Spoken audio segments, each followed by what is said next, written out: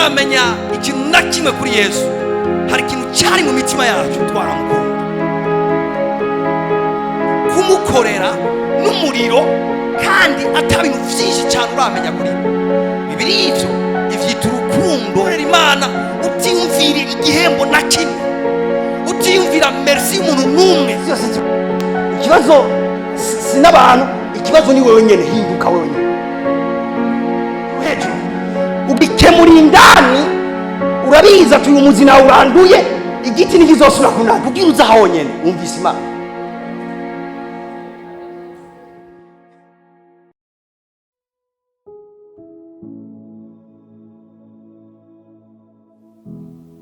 Nagomba dufata umwanya wo kwiga ijambo ry'Imana. Twatanguye icigwa mu minsi heze kivuga intambara y'impwemu. Maze gufata amaseansi abiri turiko turiga ibyo twize birakomeye muri amaseansi abiri, ariko fata ko ibyo nigishije ndabigarukije ngaho, mugabo ngombe mbandanye ibindi bisa navyo. N'umunsi nagomba twige icyo nise intambara z'imiryango. Twariko turiga intambara z'ibibanza kanaka, mugabo n'umunsi nagomba twige les combats familiales. Praise God. Turi abantu mufise imiryango. Hari abantu mbonye bavutse ku biti. Tuza turi abantu mudafise imiryango. Abantu mudafise imiryango muduze. None kubera iki mvuze bafise imiryango mutaduze? Abantu mufise imiryango rero muduze turi. So, hallelujah.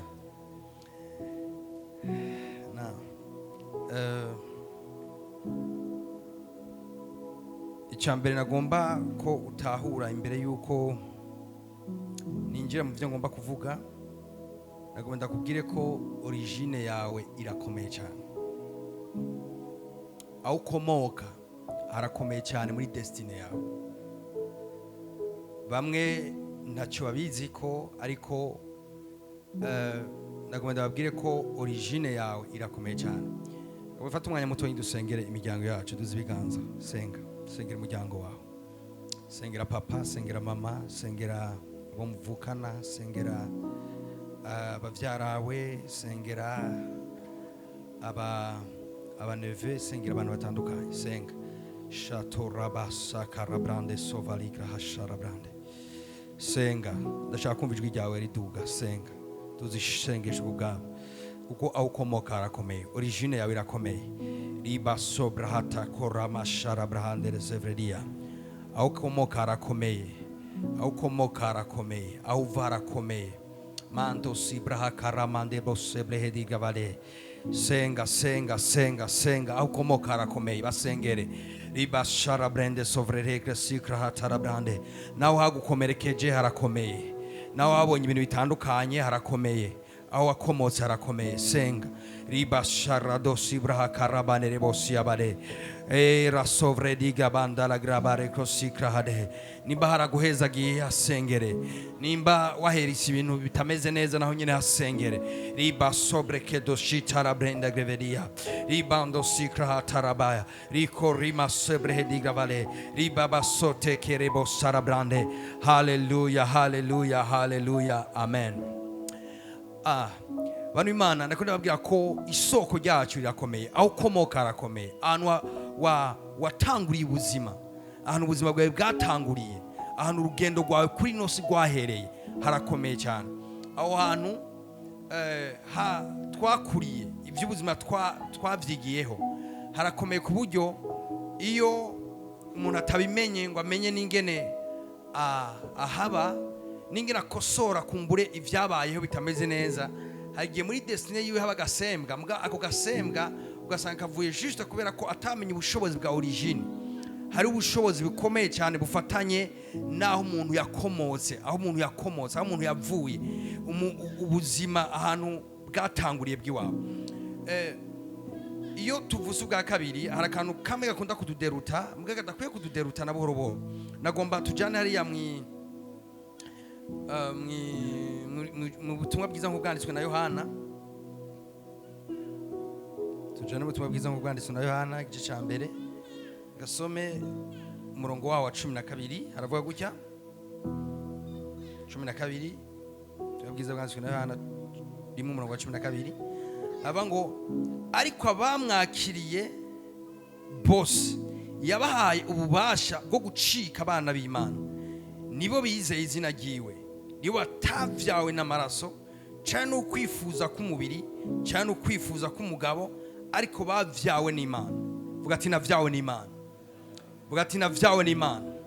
Vuga ati naramwakiriye mpabwa ububasha bwo gucika umwana w'Imana. Bivuga nk'uvyizera ati ndi umwana w'Imana, sinavyawe no kwifuza k'umugabo canke k'umubiri, navyawe n'Imana, nkomoka ku Mana mu izina rya Yesu, amen. Dufise usomye Bibiliya, dufise ahantu dukomoka habiri, kuko dufise icyo ivuga ngo ukuvuka kwa mbere, hama dufise n'icyo yita ukuvuka kwa kabiri. Ukuvuka kwa mbere kuba ryari igihe kiza ubuzima mu nda ya mama wawe ugatangura kubaho, igihe watangura kuba mu nda ya mama wawe hama amezi 9 gahera ukavuka, aho wari utanguye ubuzima. Bibiri ivyo vyita ivuka rya mbere. Sinzi imyaka wakirijwemo, mugabo ku myaka kanaka wumva ubutumwa bwiza, wumvise ubutumwa bwiza bugukorako, hama ubuzima bwawe Yesu Kristo weje ubuzima bwawe Yesu, birivuga ngo aho ubuvuse ubwa kabiri. Ivuze kuvuka ubwa kabiri ntivyaniye ko wavuse ubwa mbere, kuko nico gituma biri vyita ivuka rya kabiri. Waravuse irya mbere uhabwa umubiri, uvukana n'umushaha, hama utangura kubaho, ubaho ubuzima budasanzwe. Hama ivuka rya mbere niryo ryaguperumese, ryagushikanye ku kuvuka ubwa kabiri, kuko itabaho ubwa mbere ntuba waravutse n'ubwa kabiri. Uravuka ubwa mbere uvyawe na papa na mama b'umubiri, hama gushikaho umunsi umwe wumvise ubutumwa bwiza, hama uvyaga ubwa kabiri uvyawe n'ijambo ry'Imana, ucika umwana w'Imana. Ubaye umwana w'Imana ni nkaho mu buryo bw'umubiri dufise ba data bacu b'umubiri, nico birivuga. Tugira ngo twari dufise ba data bacu b'umubiri, mani majambo turafise ba papa b'umubiri. Ba papa b'umubiri twabanye nabo, tubigira ko ivy'ubuzima, baradukuza.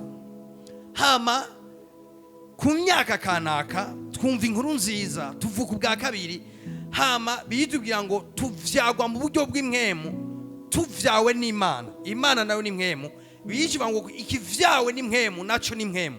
Mu yandi majambo igihe wavuka ubwa kabiri, si uyu mubiri wavutse, mugabo ni mwemu yawe yabaye nzima, uravuka, uvuka ubwa kabiri. Uvuze ubwa kabiri uronka umugabane w'Imana, uronka heritage y'Imana. Uvuse ubwa mbere nawe wavuse uhabwa heritage y'umubiri ifatanye n'ivy'iwanyu. Iyo introduction yanjye ndagomba yumve kuko irakomeye. Alors hariho rero kategori y'abantu canke kategori y'ivyiyumviro nagomba ko muri twebwe tutojana iyo nzira, kuko si nzira nziza.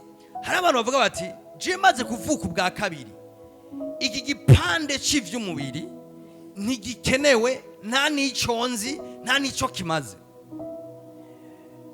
Avuga ati jewe ndicaremwe gishasha, ivya kera, aho mu vya kera cyashiramwo papa wiwe, mama wiwe, abo bavukana, abavyara biwe n'ibindi vyose bifatanye navyo. Avuga ati vya kera vyarahise, ati vyose vyabaye bishasha.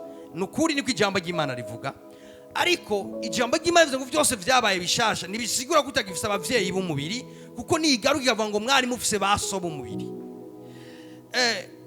Nibisigura ko utagifise heritage mu muryango iwanyu, ariko kandi bari kuba nakubwira ko sivyo vyonyene ufise, hari indi heritage ufise, hariyo n'undi mupapa ufise.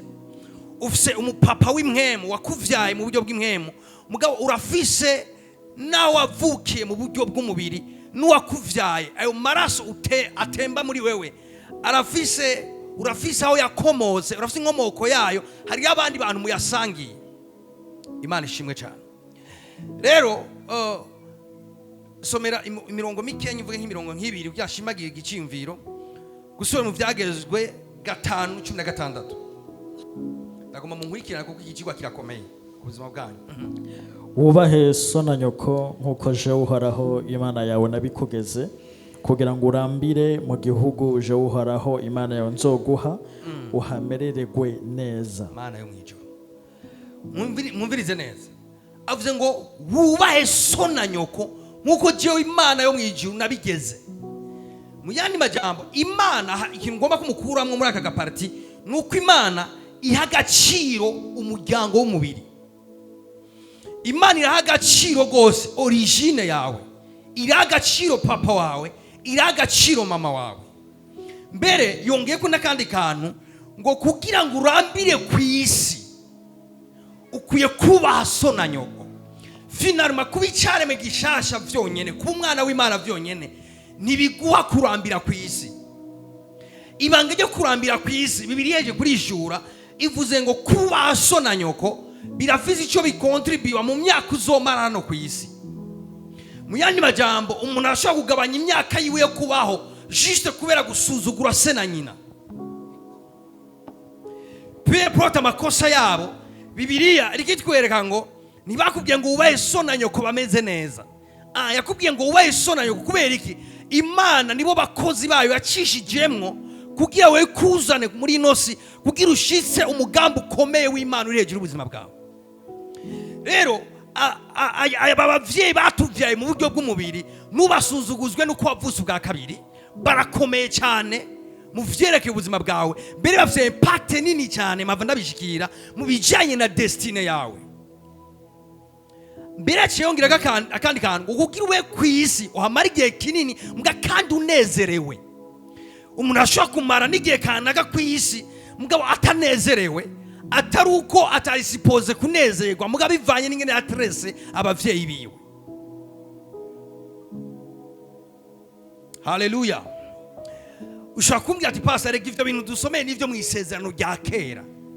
Mu isezerano rishasha igikomeye ni pastor anyigisha nk'umuvyeyi wanje, ati igikomeye ni Imana yo mwijuru nka papa wanje w'impemu. No, nagomba kubwira ko atari bo bakomeye ubwa mbere. Imana irakomeye n'ivyo, aba bantu yagucishijemwo yabahaye agaciro, abwiye ngo basonere nk'uko je nabigeze.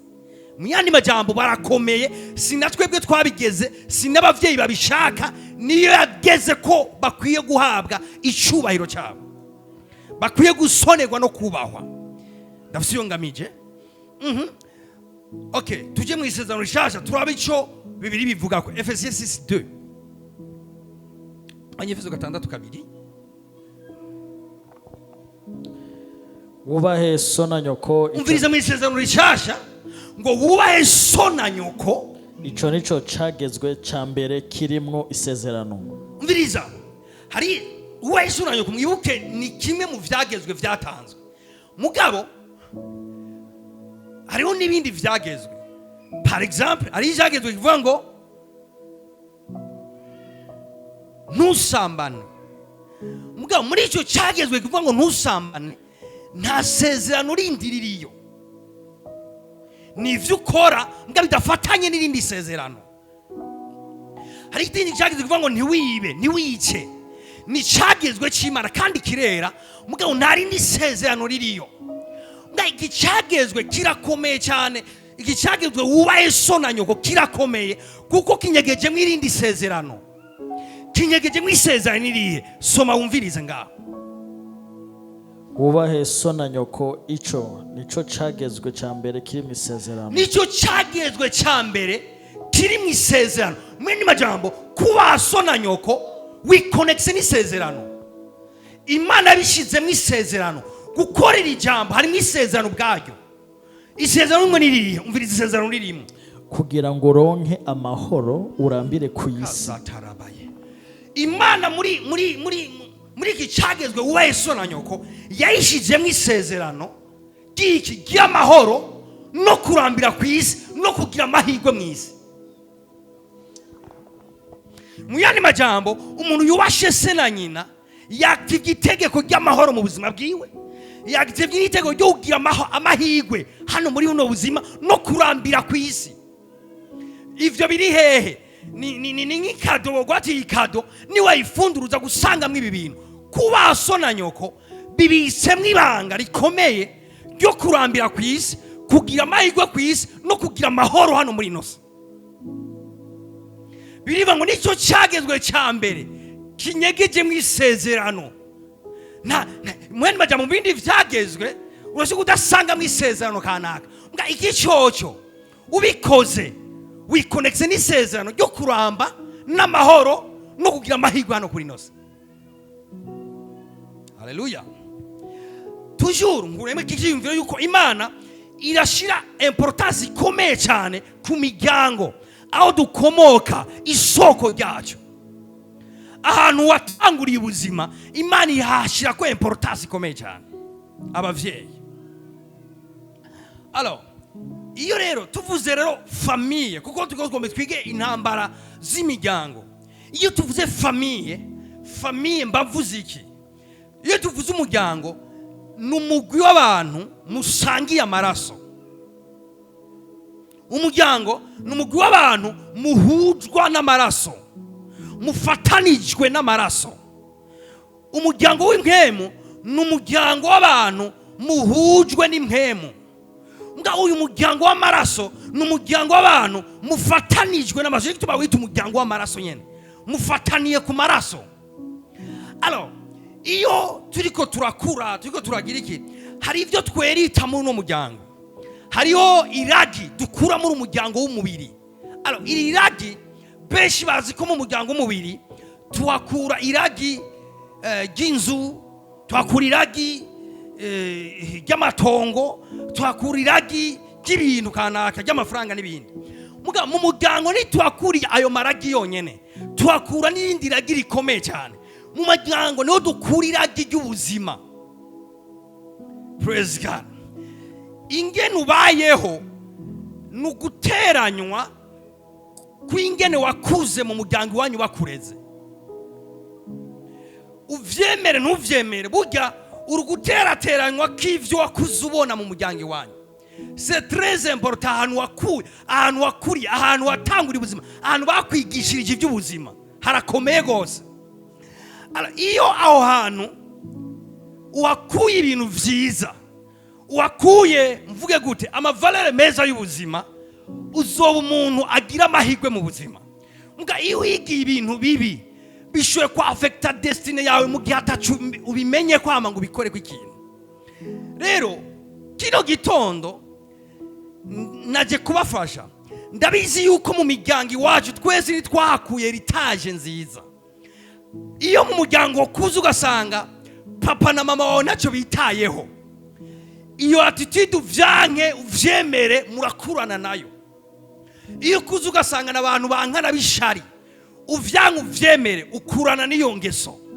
Iyo kuza ugasanga papa wawe n'umusambanyi, afise abana 5 bava ku mama 5, ukure uvyanke uvyemera, hari ikintu kiri mu muryango uzokweyita kuri papa wawe.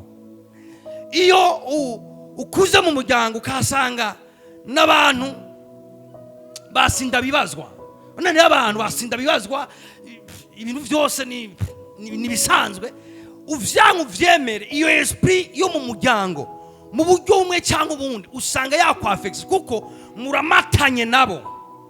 Alors uko kumatana nabo rero tuvuze ubwa kabiri duhabwa capacité yo kudomina hejuru y'ivyo bintu. Tuvuze ubwa kabiri duhabwa capacité yo kucacuka kuri ivyo bintu no kuganza no kuba haruhande kuri ivyo bintu. Alors mugabo rero nawe bimeze uko nibica bigenda uko nyene atavyuzi, bigenda uko nyene ubimenye ukagira uko kwizera hama ukideconnecta n'ivyo bintu. Alors objectif yanje burya nugira ngo ndagwishura ibintu kanaka, amarealite spirituelle afatanye n'imiryango kugira ngo umenye ingene widegemvya par rapport y'ibintu bibi bishobora kuba bifatanye n'imiryango yanyu, mugabo wiconnecte n'ibintu vyiza bifatanye n'umuryango wanyu. Satani kubera ko azi ubushobozi bw'umuryango aranka imiryango. Ikintu cya mbere gituma Satani yanka imiryango kandi ayitera gose, burya muri inosi nibaza ko ari ikintu gike gitegwa cyo kimwe n'imiryango. Ishengero rirategwa cyane, mugabo kandi tuvuye mu ishengero amafamiye arategwa mu buryo bukomeye cyane. Kubera ikategwa cyane ni kubera amafamiye Imana irayakunda. Bari Imana sizi ko mubona isi rikiringira ahantu kubana n'umuntu ubuzima bwawe bwose mu myaka iza bizoba bigoye. Nibaza ko ari kubera iki Satani ariko ararondera ingene yo detruise imiryango complètement. Ni kubera umuryango ni power, kandi umunsi yashobora gusambura imiryango azoba asambuye amageneration ari imbere. Rero ari strategique ivyo agira, arazi ivyo ariko aragerageza ingene yo agahereza abadamu bwigenge, ati wumvise utamerewe neza nta bintu vyo gufyondera ko heba umugabo widegemvye. Abagabo akabereza ubwigenge n'abantu baki bagicihangana, agakosa gatonyi muri bo tandukana. Kubera iki? We warazi ivyo ariko aragira, ariko arica urunganwe ruzokwirikira. Kubera ahantu hatagira imiryango nta mavarera haba, ahantu hatagira imiryango nta kazoza kariho. Cyangwa ahantu hari imiryango yononekaye, kazoza kabari imbere kazokononekara. Kononekajwe n'iki? Nuko imiryango yononekaye.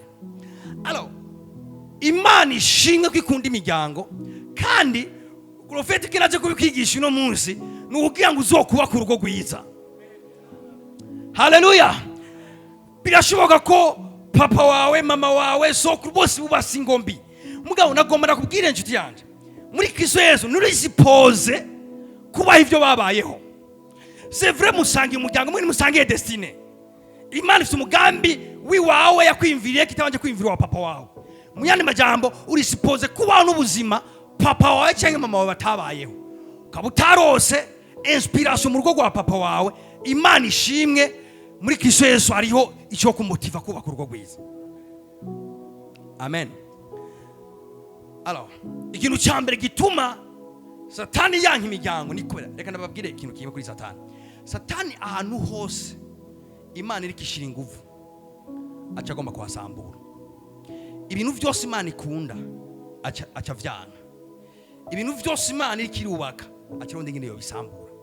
Satani ikintu cyose Imana ishize ko focus nawe aca ronde n'icyo kintu yo gicafuza. Alors, igituma rero imiryango itegwa cyane gose ni kubera ko Imana irakunda amafamiye. Siko mwara musoma muri Bibiliya ukabona ngo naka wa naka, naka wa naka, naka wa naka, naka wa naka, ugasanga baravuze gutya bijya ku Mana n'ibintu bikomeye.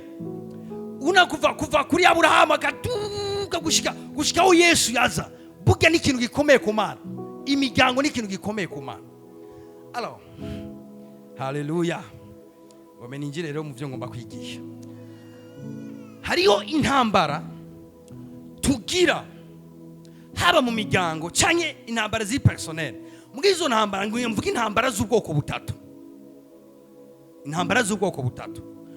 Ndaca kuvuga n'ingene izo ntambara wisanze muri imwe muri izo ingene uzikemura mu buzima bwawe. Intambara ya mbere. Haleluya.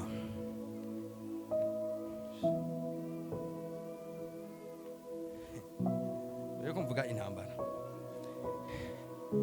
Murabona nk'uyu n'umuryango, abandi bazi barubatse. Famille Gabriel. Murabona dufate ko aba bantu bose bicaye ngaha gushika kuri kingi hariya, bose ari abana biwe. Murazi Imana Satani agomba kudetruiza kingi hariya. Umuntu ari kuri generation kangahe? Ari kuri generation nini cyane. Dufate ko ni nka 15. Agomba kudetruiza kingi hariya. Urazi kinagira aza muri umuryango azokwiburukiramo agashira agasembwa. Ashize agasembwa, iyi generation ya mbere ibakomoseko baca bakura berita, mu byo berita harimo aka gasembwa ngaha. Mu byo uyu muryango uraga metre harimo agasembwa kari mu no muryango. Hama uyu urumva arakerise arakanduye agakuye muri uno muryango, kuri generation ya kabiri araza kugatransfera nawe nyene gushikariya kuri kingi. Aka gasembwa kavuye ngaha uzogasangana na kingi hariya. Urashobora kubona kingi yikomporta ukuntu ku bantu bazi sekuru na inakuru, bakavuga ati ujya mwana ujya afise comportement nk'iya sekuru wiwe. None weze kwa kukanu Satani yakagiriye iki? Ni yatase kingi directement, yatase origine yiwe. Ibintu bisentere kubimenya. Praise God. Arabiza ati nawe ujya tutazohura, ninashira umutego hajya, abantu bose bazomukomokako bazokwira tuva, hari ukuntu biyumvira, hari ukuntu bakora, hari intambara bagwana nazo, mbwa juste zifatanye nuko natase source. Imana ishimwe. Alors Satani rero iba ari karagira abizi n'Imana igomba ko kingi azokura kundi Imana ameze neza n'ibindi. Urazi abahereza comportement kanaka, akabashamo umutima wo kuyikorera, bagatoza Imana abana babo iyo ndero. Uriya wa hariya uzosanga ameze ukuntu mbwa bifatanye n'ingene abavyeyi be bari bameze. Satani ariko ashinga ingufu nyinshi mu miryango juste kugira détruire ama generation ari imbere. Unagomba ndabafashe kumbure aho mwakomotse ntibabimenye, mbwa wewe hazogukomokako urunganwe runini cyane. Arigomba kugufasha, arigiye uyata ngo ifite agakiza bigarukira kuri wewe. Eka izi mbuto uri kuri urabiba mu buzima bwawe zizokwafecta n'abuzukuru bawe. Haleluya. Burya wewe uri kurikiza nabo mu nzu yawe n'abazogukomoka ko bose. Ngo rero nagomba tubanze dukosore ivyabaye kure. Reka ndababwire, wewe uri Mose w'umuryango wawe, wewe waje kuribera umuryango wawe. Izadu hagaze ngaha hari ibintu imbuto kanaka Satani ashobora kuba yarateye kure cyane. Ngo wewe umaze kuguruka amaso ukamenya ibyo Satani agira mu miryango, ushoboye kubirandura. Hama kuri wewe kevalido valahada. Reka ndabigisha akantu. Murabona kagasembwa ashize ngaha, metre atabimenye ngo gahagarike, karava ku muryango kuri generation ya mbere kakaja kuri we, kaja kuri generation ya kabiri kakajako. Ikintu atamuntu agihagarise kiguma kirandagata gushika umuntu umwe avuga ati burya iki kintu ni kibi kandi gikomoka hariya kubwiyombo kuri jewe gihagarare. Ikintu atamuntu agihagarise kiguma cyavansa gushika azohaguruka umuntu mu muryango avuga ati no, ubu bukene ni buri normal, iyi mwemu ni normal mu muryango, I stop it.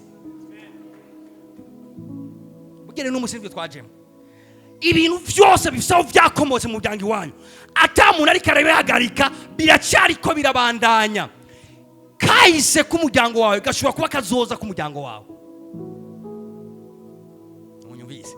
Kahise ka mama wawe cyangwa sokuru wawe gashoboye kuba kazoza kawe n'abana bawe. Kubera iki? Ikintu kidahagarizwe kiriko kirabandanya. Haleluya. So yagendeye mu bapfumu. Erega ni mwemu yari muri uwo muryango igumire kama abana bose bo muri uwo muryango gushika umwe ababwira ati sinkirimwo, gushika umwe avuga ati no, erega jewe ndi cyame gishasha sinkifatanye n'uno muryango, gushika umuntu mwashira utandukaniro.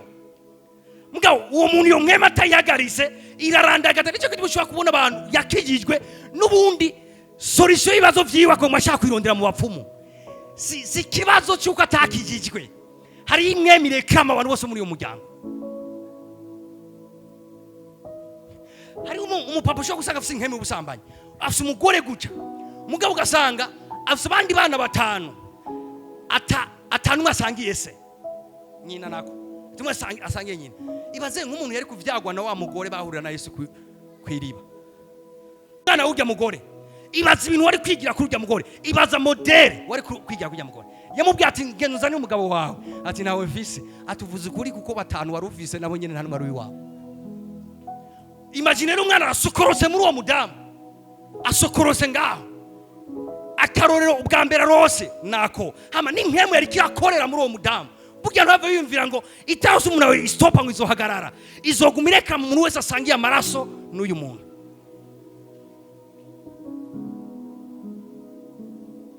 Haleluya, haleluya, haleluya, Imana ishimwe cyane. Okay.